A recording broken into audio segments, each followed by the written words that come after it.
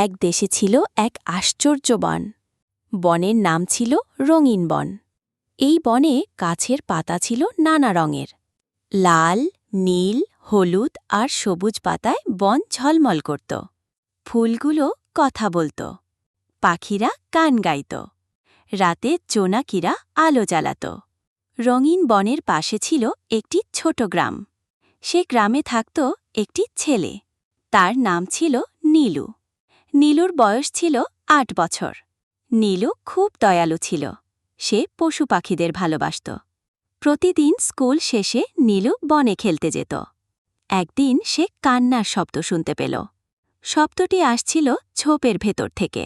নীলু ভয় পেল না। সে এগিয়ে গেল।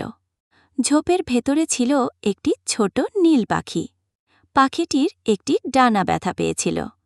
নীলু বলল, ভয় পেও না, আমি তোমার বন্ধু। পাখিটি বলল, আমার নাম চিকু, আমি উড়তে পারছি না। নীলু পাখিটির ডানা বেঁধে দিল। নীলু প্রতিদিন খাবার এনে দিল। কয়েকদিন পর চিকু উড়তে পারল। চিকু বলল, তুমি খুব ভালো, একদিন তোমার সাহায্য লাগলে আমি আসব। নীলু হাসল। কিছুদিন পর অদ্ভুত ঘটনা ঘটল। বনের রং ফিকে হতে লাগল। ফুল কথা বলা বন্ধ করল। পাখির কান থেমে গেল। বনের রাজা ছিলেন সিংহরাজ। তিনি সবাইকে ডাকলেন। তিনি বললেন, আমাদের রং চুরি হয়েছে।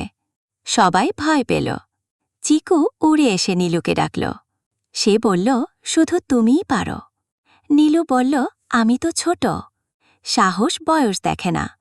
নীলু রাজার সামনে গেল। সে বলল, আমি বন বাঁচাতে চাই। রাজা বললেন, তোমাকে ছায়ার পাহাড়ে যেতে হবে। সেখানে থাকে জাদুকর কালোরা। নীলু যাত্রা শুরু করল। তার সাথে গেল চিকু।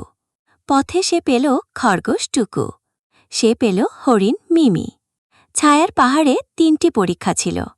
প্রথম পরীক্ষা ছিল সাহস। একটি অন্ধকার গুহা ছিল। নীলু গুহায় ঢুকল। সে ভয়কে জয় করল। দ্বিতীয় পরীক্ষা ছিল বুদ্ধি। একটি সেতু ছিল। লেখা ছিল ভাগ করে খেতে হবে।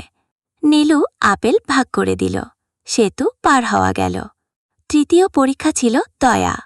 একটি আহত কচ্ছপ ছিল। নীলু কচ্ছপকে সাহায্য করল।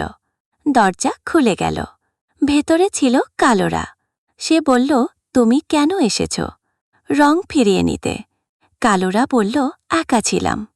নীলু বলল, রং ছাড়া কেউ সুখী হয় না। কালোরার মন বদলে গেল।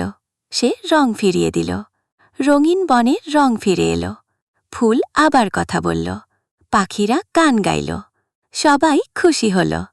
রাজা সিংহরাজকে ক্ষমা করলেন। নীলুকে সাহসের তারকা দেওয়া হল।